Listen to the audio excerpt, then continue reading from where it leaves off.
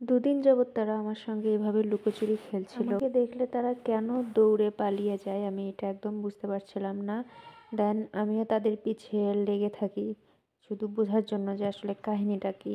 তারপর দেখি এইভাবে আমার বাড়ির চারপাশ দিয়ে তারা ঘুরঘুর করতেছিল। আমাকে দেখা মাত্রই তারা পালিয়ে যায়। ওরা শুধু সুযোগ খুঁজছিল। আমাদের বাড়ির সামনে দিয়ে আবার দৌড়াচ্ছে। এই বাচ্চাটি আসলে অত্যন্ত চালাক। ও আমাকে কোনোভাবে দেখে ফেলে, যার কারণে আর ও ওখানে আটকায়নি। কিন্তু এই বোকারাম ও আমাকে বুঝতে পারেনি। আমি দেয়ালের আড়ালে ছিলাম, তো একদম নিজের ইচ্ছা মতন ও খুঁজতেছে। পরে বুঝতে পারলাম, আসলে ওদেরকে জিজ্ঞেস করে বুঝলাম যে ওরা আমাদের বাড়ির কাজ শেষে যে টাইলস ভাঙাচোরা ছোটো টাইলসগুলো ছিল ওগুলো ওরা ওখানে খুঁজছিল। আসলে বাচ্চারা তো এমনই হয়, আমরাও ছোটোবেলায় এমন ছিলাম। খেলার জন্য আসলে একটু সাধারণ জিনিস দেখলেও আমাদের মনে হতো যে না, এটা অনেক সুন্দর একটা জিনিস, আমরা এটা দিয়ে সুন্দর খেলতে পারবো।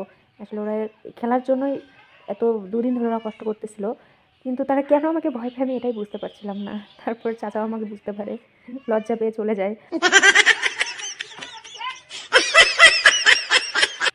কি চাচা ভালো আছেন? আবার এই যে চালাক বয়, তার বন্ধুর উপর এত তার মহাব্বত, সে বুঝতে পারে যে আমি ওখানে আছি। আবার সে তার বন্ধুকে অ্যালার্ট করার জন্য যে আমি সামনে আছি, সব দেখতে পাচ্ছি। এটাই হচ্ছে বাচ্চাদের বন্ধুত্ব, তাদের মধ্যে কোনো হিংসা কোনো কিছু নাই।